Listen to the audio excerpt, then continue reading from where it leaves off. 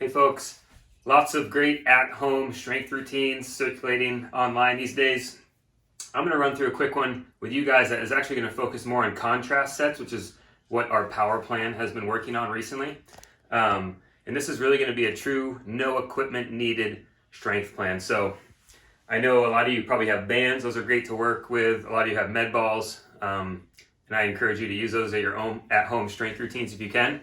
The other thing you can do if you're feeling adventurous and do want to enter outside is to go find a playground. Schools are closed these days. You can do a great strength workout on a playground set with pull-ups on the swings, dip. You can usually find good places to do dips, crunches, incline sit-ups, all kinds of that stuff. Just sanitize your hands afterwards. This is our equipment-free at-home strength routine. If you have a green or blue ankle bands, you can use those, but we can also warm up the glutes and the hips without using ankle bands. So the first thing up are what we call a Jane Fonda. Most kids are too young to know who Jane Fonda is, but when you're doing Jane Fondas, we're basically doing a leg lift, but instead of pointing your toe to the ceiling, you want to make sure you rotate your femur, and if anything, keep your toe pointed more towards the ground. So you can do Jane Fondas just like this, heel up against the wall, pointed toe straight forward or down towards the ground, and trying to activate the glute muscle. Reps of 20 each side.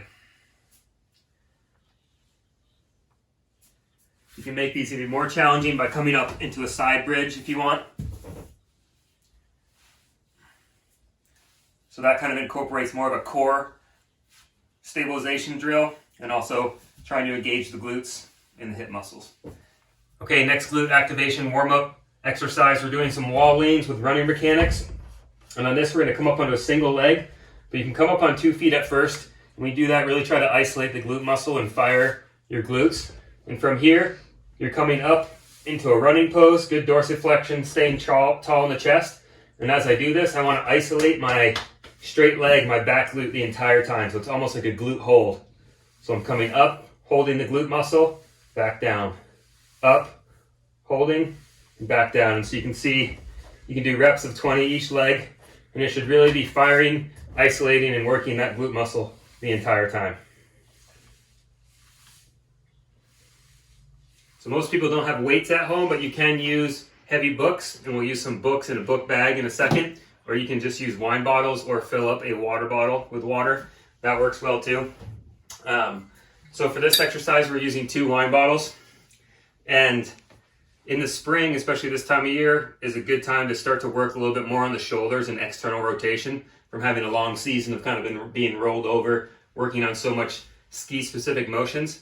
It's a good opportunity to open up the chest and work on some of these tendons that we're later on in the spring going to start to work on adding muscle and adding general strength. And so we want to use these weeks and the next month here to really get the tendons ready to put on muscle and put on strength later. And also really kind of open up our chest so that we're in a good position, in a good body position, good thoracic mobility to then put on strength later on in the spring. So we're going to do 3 exercises here. We're going to start with a bent over Y row.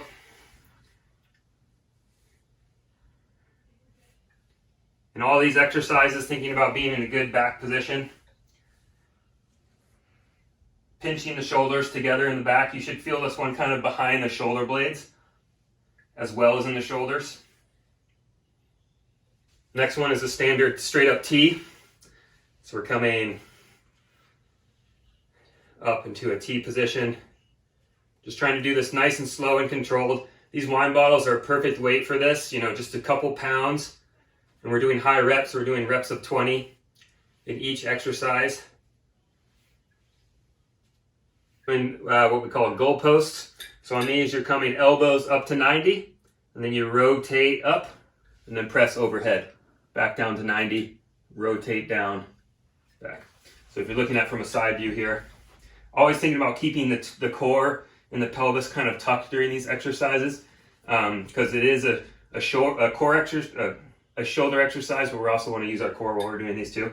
So up to 90, rotate up above the head, back down, rotate down.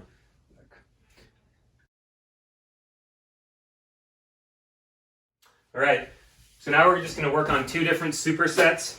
Again, most of you don't have weights at home, So what you can do is use a pretty small book bag, works pretty well. So I have this one filled with books. You can also add weight of any kind. You could throw like a wine bottle in there. You could put a few more books. So I have this one weighted up so that it's probably about 20 pounds. From this, I can now kind of weight up some of my leg exercises, and I'm going to do a superset leg exercise that incorporates a reverse lunge and front squat, followed by some speed squats, some speed split squats. So to get things started, you can wear the book bag on your back if you want. That's totally fine. Or what I like to do is wear it in the front, because we're doing kind of like a front squat here. It helps to kind of use the core a little bit more if you wear the book bag in front. So from here, I'm going reverse lunge, up,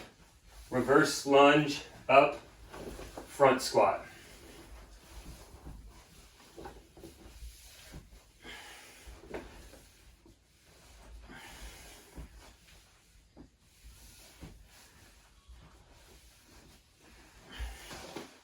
After we do those weighted, we go directly into a split speed squat. So from here, I'm in a balanced position in a speed squat. And instead of doing full telemark jumps, we're really just trying to move our body weight really quickly. So from here, it looks like this.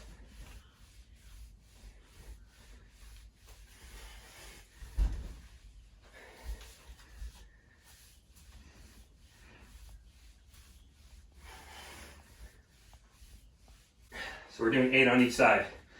So that kind of weighted to an unweighted kind of exercise is still allowing us to work on some power training while still at home. So for this, we're doing the incline push-up on the chair. And when we do that, we want our hands, shoulder width apart or narrower, because we're working on a tricep push-up there too. So from the front, it's kind of going to look like that.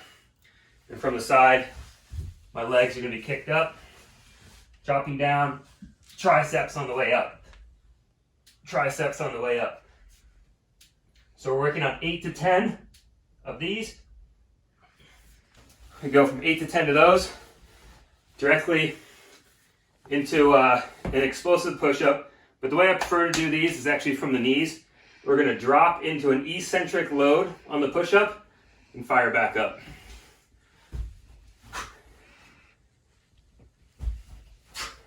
Trying to stay strong through the core like a board as much as we can. And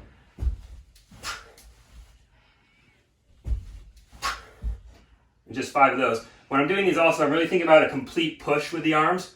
So we're going down into a push-up, but the fact that you're coming all the way back up to your knees really allows you to do a full extension push, which is what makes it much more kind of helpful for the skiers. It becomes more of an explosive all arm and tricep and chest exercise.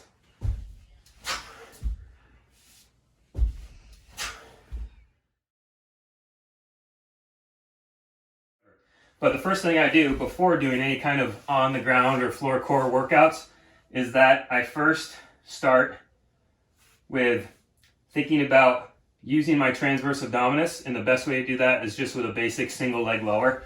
So I come into this position, knees at 90, and I really want to pay attention to my lower back here. I don't want to be kind of arched in my lower back. I want to think about pressing my lower back into the ground, and I actually want to think about not using my abs.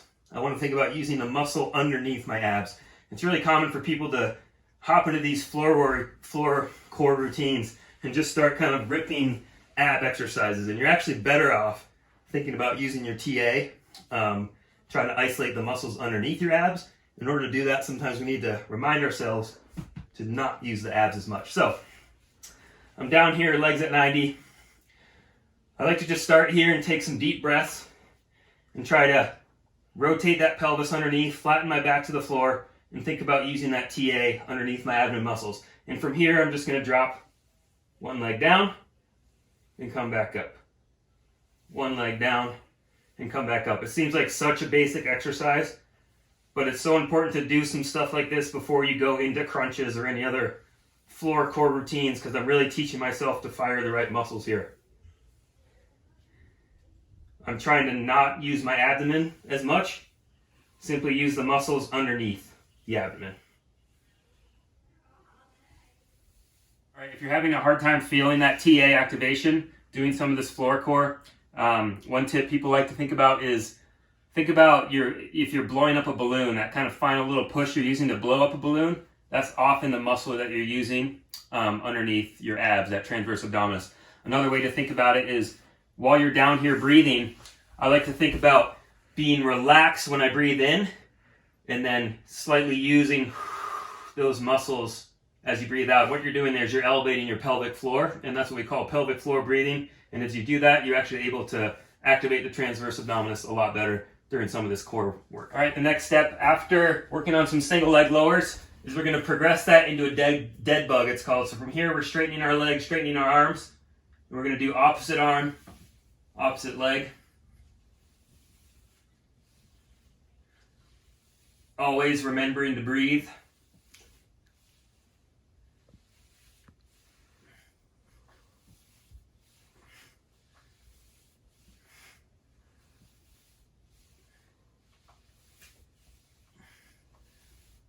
All right, next on the core routine, we're coming onto our hands and feet into a front bridge, and from here we're doing bird dogs. So we're raising one arm and one leg, staying super square, super stable.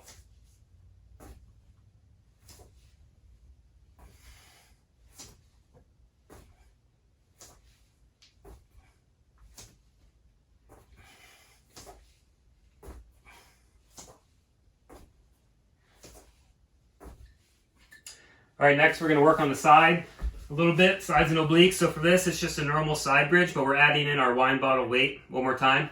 And for this, we're kind of rotating underneath and coming back up into a star position, outstretched arm.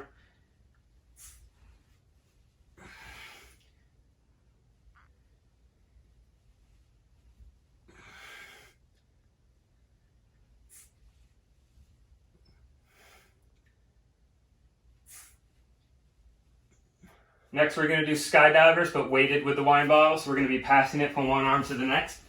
So on this, we're coming off the ground with our hands and legs.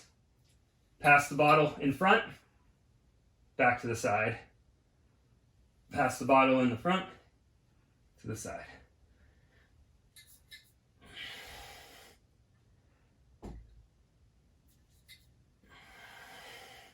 Worked on a lot of the exercises that are more focused on the TA and more stabilization, like as we're moving a limb or two.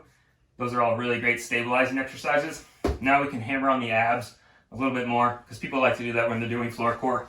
Some of my favorite ab-centric floor core exercises are, I like straight up crunches, where you're coming outstretched and up, outstretched up. Another good variation is a V-up. And lastly, something that's kind of fun and hard to do are what we call perfect sit-ups. So a lot of people, if they're going to do sit-ups on a mat, you see them do this kind of thing. This is a pretty standard kind of like sit-up. And not that it's bad, but something that's a lot harder, a lot more difficult if you're really trying to work on like a powerful loading of the abs. So get down, feet at 90. And for this exercise, your feet need to stay on the ground, on the mat, and your hands need to stay on the mat as well. So I'm starting from a completely flat position, hands on the mat, feet on the mat, sit up.